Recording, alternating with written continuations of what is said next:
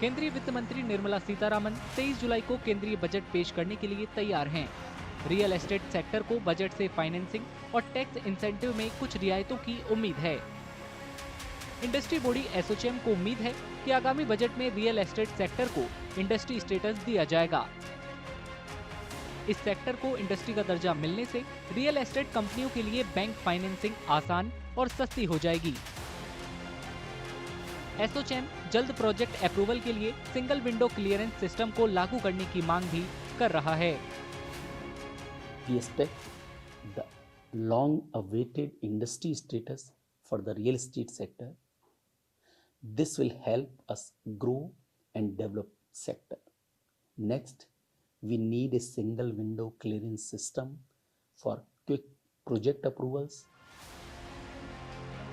जानकारों के मुताबिक हाल के दिनों में रियल एस्टेट सेक्टर में अच्छी ग्रोथ देखी गई है, लेकिन मैक्सिमम ग्रोथ लग्जरी या हाई एंड सेगमेंट में हुई है। किफायती घरों के सेगमेंट में धीमी ग्रोथ इंडस्ट्री के लिए बड़ी चिंता है।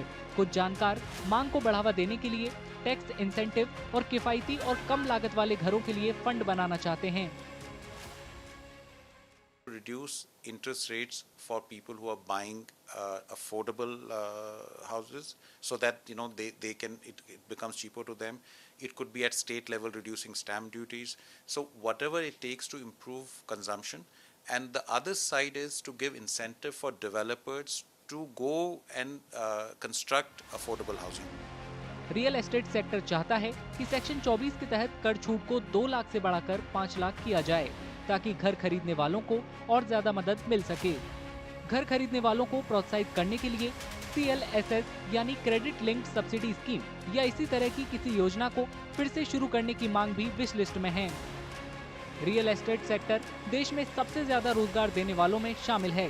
7 करोड़ से ज्यादा कर्मचारी डायरेक्ट या इनडायरेक्ट तरीके से इस सेक्टर से जुड़े हैं।